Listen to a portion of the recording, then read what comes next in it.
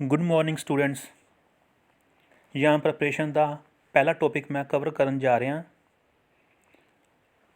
Question is why yarn preparation is required after spinning, write down its objectives।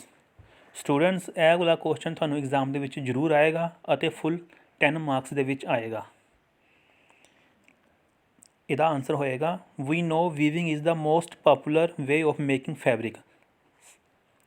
Fabric ਨੂੰ ਬਣਾਉਣ ਦੇ ਲਈ, ਕੱਪੜੇ ਨੂੰ ਬਣਾਉਣ ਦੇ ਲਈ ਜੋ ਸਭ ਤੋਂ ਮੋਸਟ ਪਾਪੂਲਰ ਵੇ ਆ ਉਹ ਵੀਵਿੰਗ ਹੀ ਹੈ। For weaving 2 sets of yarns are required, warp which runs along the length, weft which runs along the width of fabric। ਅਸੀਂ ਵੀਵਿੰਗ ਲਈ ਦੋ ਤਰ੍ਹਾਂ ਦੇ yarn ਯੂਜ਼ ਕਰਦੇ ਹਾਂ। ਪਹਿਲਾ yarn ਅਸੀਂ ਯੂਜ਼ ਕਰਦੇ ਹਾਂ ਵਾਰਪ, ਜਿਹੜਾ ਕਿ ਕੱਪੜੇ ਦੇ ਲੰਬਾਈ ਦੇ ਅਨੁਸਾਰ ਚੱਲਦਾ, ਜਿਵੇਂ ਤੁਸੀਂ ਫਿਗਰ 'ਚ ਦੇਖ ਸਕਦੇ ਹੋ। ਅਤੇ ਵੈਫਟ ਉਹ ਧਾਗਾ ਆ, ਉਹ yarn ਹੈ ਜਿਹੜਾ ਕਿ ਕੱਪੜੇ ਦੇ ਵਿਰਥ ਦੇ ਮੁਤਾਬਕ, ਚੌੜਾਈ ਦੇ ਮੁਤਾਬਕ, ਜਿਹੜਾ ਕਿ ਅਸੀਂ ਵੀਵਿੰਗ ਦੌਰਾਨ ਰਨ ਕਰਾਉਂਦੇ ਹਾਂ। ਦੋ ਫਿਗਰਸ ਦੇ ਵਿੱਚ ਇਹ ਤੁਹਾਨੂੰ ਕਲੀਅਰ ਹੋ ਜਾਏਗਾ ਕਿ ਵਾਰਪ ਅਤੇ ਵੈਫਟ ਇਹਨਾਂ ਦੋਵਾਂ ਦੀ ਆਪਸ 'ਚ ਇੰਟਰਲੇਸਿੰਗ ਹੋ ਕੇ ਹੀ ਵੀਵਿੰਗ ਹੁੰਦੀ ਹੈ ਅਤੇ ਕੱਪੜਾ ਤਿਆਰ ਹੁੰਦਾ ਹੈ। Requirement of warp and weft threads are different.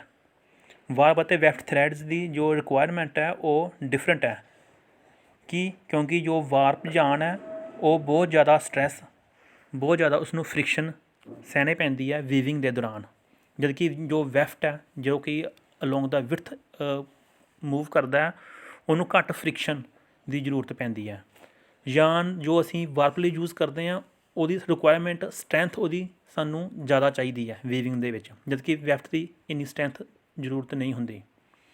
ਜੋ ਸਾਨੂੰ yarn ਪ੍ਰਾਪਤ ਹੁੰਦਾ ਸਪਿਨਿੰਗ ਤੋਂ, ਅਸੀਂ ਉਹਨੂੰ ਡਾਇਰੈਕਟ ਵੀਵਿੰਗ ਦੇ ਵਿੱਚ ਯੂਜ਼ ਨਹੀਂ ਕਰ ਸਕਦੇ। yarn obtained from spinning can not be used directly to weaving। yarn from spinning is on small bobbins। ਬੋਬਿਨਸ ਦਾ ਮਤਲਬ ਸਮਾਲ ਵਾਈਂਡਿੰਗ ਪੈਕੇਜ। ਫਿਗਰ ਤੁਸੀਂ ਦੇਖ ਸਕਦੇ ਹੋ। ਫਿਗਰ ਦੇ ਵਿੱਚ ਜੋ ਮੈਂ ਲਗਾਈ ਹੋਈ ਹੈ ਬੋਬਿਨ ਦੇ ਵਿੱਚ, ਉਹ ਸਮਾਲ ਪੈਕੇਜ ਹੈ ਜਿਨ੍ਹਾਂ ਦੀ ਲੈਂਥ ਜ਼ਿਆਦਾ ਨਹੀਂ ਹੈ, ਜਦਕਿ ਸਾਨੂੰ ਵੀਵਿੰਗ ਦੇ ਲਈ yarn ਦੀ ਲੈਂਥ ਬੋਬਿਨ ਦੇ ਉੱਪਰ ਜਾਂ ਦੂਸਰੇ ਪੈਕੇਜਸ ਦੇ ਉੱਪਰ ਜ਼ਿਆਦਾ ਲੈਂਥ ਦੀ ਸਾਨੂੰ ਜ਼ਰੂਰਤ ਪੈਂਦੀ ਹੈ। yarn preparation ਦੀ ਸਿੰਪਲ ਡੈਫੀਨੇਸ਼ਨ ਆ ਜਾਏਗੀ। yarn preparation simply means preparing yarn from spinning to adjust its properties so that it can be used for weaving। ਜੋ ਸਾਨੂੰ yarn ਮਿਲਦਾ ਹੈ ਸਪਿਨਿੰਗ ਤੋਂ, ਅਸੀਂ ਉਹਨੂੰ ਡਾਇਰੈਕਟ ਨਹੀਂ ਵੀਵਿੰਗ ਵਿੱਚ ਯੂਜ਼ ਕਰ ਸਕਦੇ। ਸਾਨੂੰ ਉਹਦੀ ਪ੍ਰੋਪਰਟੀਜ਼ ਨੂੰ ਮੋਲਡ ਕਰਨਾ ਪਏਗਾ, ਉਹਦੀ ਪ੍ਰੋਪਰਟੀਜ਼ ਨੂੰ ਇਨਕਰੀਜ਼ ਕਰਨਾ ਪਏਗਾ। ਜੋ ਵਿੱਚ ਕੋਈ ਫਾਲਟ ਹੈ ਸਪਿਨਿੰਗ yarn ਦੇ ਵਿੱਚ, ਉਸਨੂੰ ਰਿਮੂਵ ਕਰਕੇ ਹੀ ਅਸੀਂ ਉਸਨੂੰ ਵੀਵਿੰਗ ਵਿੱਚ ਯੂਜ਼ ਕਰ ਸਕਦੇ ਹਾਂ। ਇਹੀ yarn preparation ਦਾ ਮਕਸਦ ਹੈ। ਓਬਜੈਕਟਿਵਸ ਆਫ yarn preparation। ਪਹਿਲਾ ਓਬਜੈਕਟਿਵ ਹੈ removable of objectionable yarn faults like thick and thin places, neps etc। Spinning ਤੋਂ ਜੋ ਸਾਨੂੰ yarn ਪ੍ਰਾਪਤ ਹੁੰਦਾ ਉਹਦੇ 'ਚ ਕਈ ਫਾਲਟ ਹੋ ਸਕਦੇ ਆ। ਜਿਹੜੀਆਂ ਕੰਪਨੀਆਂ ਬਹੁਤ ਵਧੀਆ ਜਾਂ ਜਿਨ੍ਹਾਂ ਨੇ ਸਪਿਨਿੰਗ ਨੂੰ ਬਹੁਤ ਵਧੀਆ ਤਰੀਕੇ ਨਾਲ ਹੈਂਡਲ ਕੀਤਾ, ਕੰਟਰੋਲ ਕੀਤਾ, ਉਹਨਾਂ ਵਿੱਚ ਫਾਲਟ ਬਹੁਤ ਘੱਟ ਹੋਣਗੇ, ਲੇਕਿਨ ਫਾਲਟ ਤਾਂ ਵੀ ਹੁੰਦੇ ਆ। ਥਿਕ ਐਂਡ ਥਿਨ ਪਲੇਸਿਸ, ਕਈ ਥਾਵਾਂ 'ਤੇ yarn ਥੋੜ੍ਹਾ ਮੋਟਾ ਹੋ ਜਾਏਗਾ, ਕਈ ਥਾਵਾਂ 'ਤੇ yarn ਥੋੜ੍ਹਾ ਪਤਲਾ ਹੋ ਜਾਏਗਾ।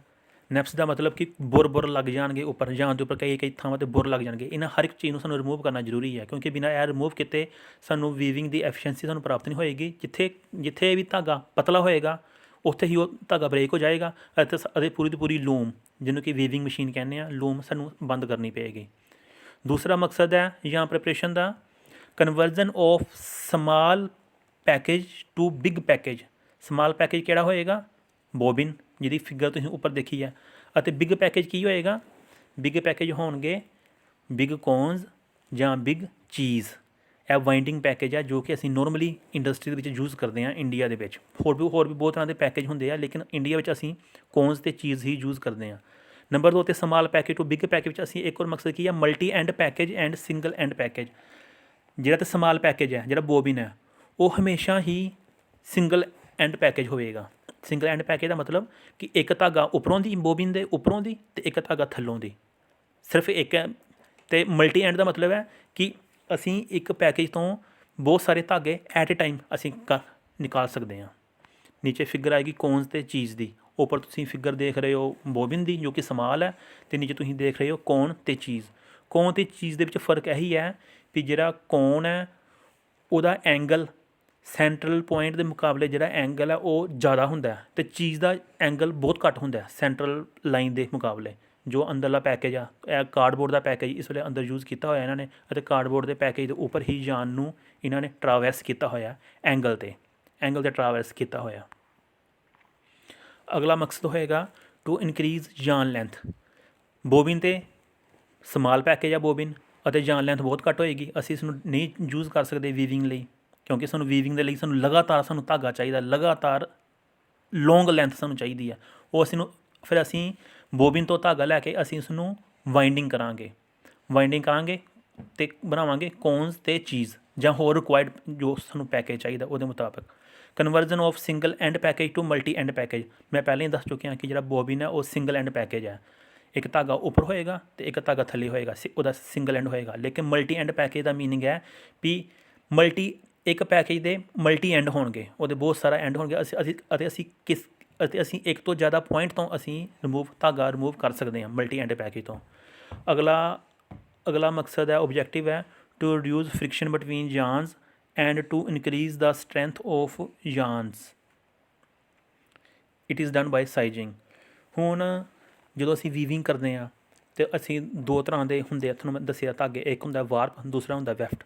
ਹੁਣ ਜਦੋਂ ਵਾਰਪ ਧਾਗੇ ਅੱਗੇ ਜਾ ਰਹੇ ਆ ਅਤੇ ਵੈਫਟ ਧਾਗਾ ਵਾਰਪ ਦੇ ਉੱਪਰੋਂ ਦੀ ਅਤੇ ਥੱਲੋਂ ਦੀ ਅਤੇ ਉੱਪਰੋਂ ਥੱਲੋਂ ਦੀ ਇਵੇਂ ਟਰਾਵਰਸ ਕਰਕੇ ਮੂਵ ਕਰ ਰਿਹਾ, ਤਾਂ ਲੂਮ ਦੇ ਵਿੱਚ, ਪਾਵਰ ਲੂਮ ਦੇ ਵਿੱਚ ਖਾਸ ਕਰਕੇ ਵੈਫਟ ਧਾਗਾ ਬਹੁਤ ਜ਼ਿਆਦਾ ਸਪੀਡ ਦੇ ਨਾਲ ਮੂਵ ਕਰਦਾ ਅਤੇ ਬਹੁਤ ਜ਼ਿਆਦਾ ਆਵਾਜ਼ ਵੀ ਆਉਂਦੀ ਆ। ਅਤੇ ਇਹਦੇ ਨਾਲ ਕੀ ਹੁੰਦਾ ਕਿ ਇਹਦੇ ਨਾਲ ਫ੍ਰਿਕਸ਼ਨ ਜੋ ਵਾਪਸ ਜਾਣ ਦੇ ਵਿੱਚ ਹੈ ਜਿਹੜੀ ਆ ਫ੍ਰਿਕਸ਼ਨ ਬਹੁਤ ਜ਼ਿਆਦਾ ਹੁੰਦੀ ਹੈ ਅਤੇ ਧਾਗਾ ਹਮੇਸ਼ਾ ਟੁੱਟਣ ਦਾ ਡਰ ਰਹਿੰਦਾ। ਅਸੀਂ ਕੀ ਕਰਦੇ ਹਾਂ, ਅਸੀਂ ਜੋ ਸਾਨੂੰ ਜਾਨ ਮਿਲਦਾ ਅਸੀਂ ਉਹਦੀ ਸਾਈਜ਼ਿੰਗ ਕਰਦੇ ਹਾਂ। ਸਾਈਜ਼ਿੰਗ ਹੁੰਦਾ ਕੈਮੀਕਲ ਲਗਾਉਣਾ ਵਾਰਪ ਜਾਨਸ ਦੇ ਉੱਪਰ।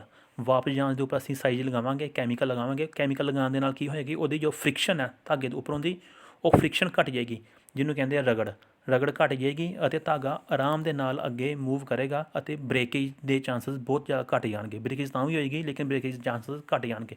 ਨੰਬਰ 2 'ਤੇ ਸਾਈਜ਼ਿੰਗ ਦਾ ਸਾਨੂੰ ਫਾਇਦਾ ਕੀ ਹੈ ਕਿ ਇਹ ਵਾਰਪ ਜਾਨ ਦੀ ਸਟਰੈਂਥ ਵਧਾ ਦਿੰਦਾ ਹੈ। ਸਟਰੈਂਥ ਦਾ ਮਤਲਬ ਹੈ ਕਿ ਜੇ ਅਸੀਂ ਪਹਿਲਾਂ ਘੱਟ ਜ਼ੋਰ ਲਗਾਉਂਦੇ ਸੀ ਤਾਂ ਧਾਗਾ ਟੁੱਟ ਜਾਂਦਾ ਸੀ। ਸਾਈਜ਼ਿੰਗ ਕਰਨ ਦੇ ਬਾਅਦ ਸਾਨੂੰ ਜ਼ਿਆਦਾ ਜ਼ੋਰ ਲਗਾਉਣਾ ਪਏਗਾ ਧਾਗੇ ਨੂੰ ਤੋੜਨ ਲਈ। ਇਸ ਤਰੀਕੇ ਨਾਲ ਉਹਦੀ ਫ੍ਰਿਕਸ਼ਨ ਵੀ ਘੱਟ ਜਾਏਗੀ ਅਤੇ ਉਹਦੀ ਸਟਰੈਂਥ ਵੀ ਵੱਧ ਜਾਏਗੀ ਵਾਰਪ ਜਾਨ ਦੀ ਸਾਈਜ਼ਿੰਗ ਦੇ ਨਾਲ, ਜਿਹਦੇ ਨਾਲ ਕਿ ਪਾਵਰ ਲੂਮ ਦੇ ਵਿੱਚ, ਵੀਵਿੰਗ ਮਸ਼ੀਨ ਦੇ ਵਿੱਚ ਬ੍ਰੇਕੇਜ ਜਾਨ ਦੀ ਨਹੀਂ ਹੋਏਗੀ ਅਤੇ ਪ੍ਰੋਡਕਸ਼ਨ ਦੀ ਐਫੀਸ਼ੀਐਂਸੀ ਵਧੇਗੀ ਅਤੇ ਹਾਈ ਕੁਆਲਿਟੀ ਸਾਨੂੰ ਕੱਪੜਾ ਪ੍ਰਾਪਤ ਹੋਏਗਾ। ਅਗਲਾ ਪੁਆਇੰਟ ਹੈ to improve weaving efficiency and to maintain high quality and to increase production. ਇਹ ਉੱਪਰ ਦੇ ਨਾਲ ਹੀ ਰਿਲੇਟਡ ਹੈ ਕਿ ਅਸੀਂ ਇਹਦੇ ਨਾਲ ਅਸੀਂ ਵੀਵਿੰਗ ਐਫੀਸ਼ੀਐਂਸੀ ਵਧਾ ਸਕਦੇ ਹਾਂ, ਮੇਨਟੇਨ ਹਾਈ ਕੁਆਲਿਟੀ। ਜਿੰਨੇ ਘੱਟ ਧਾਗੇ ਬ੍ਰੇਕ ਹੋਣਗੇ ਉਨੇ ਸਾਨੂੰ ਘੱਟ ਨੋਟਿੰਗ ਕਰਨੀ ਪਏਗੀ। ਨੋਟਿੰਗ ਦਾ ਮਤਲਬ ਧਾਗੇ ਨਾਲ ਬੰਨਣਾ, ਜਿੱਥੋਂ ਧਾਗਾ ਬ੍ਰੇਕ ਹੋ ਗਿਆ ਉਸ ਨੂੰ ਨੋਟਿੰਗ ਕਰ ਦੇਣਾ, ਬੰਨ੍ਹ ਦੇਣਾ।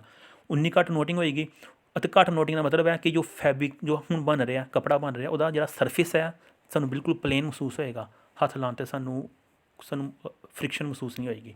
ਅਤੇ ਜੇ ਮਸ਼ੀਨ ਘੱਟ ਰੁਕੇਗੀ ਤਾਂ ਪ੍ਰੋਡਕਸ਼ਨ ਵੀ ਨੈਚੁਰਲੀ ਵਧੇਗੀ।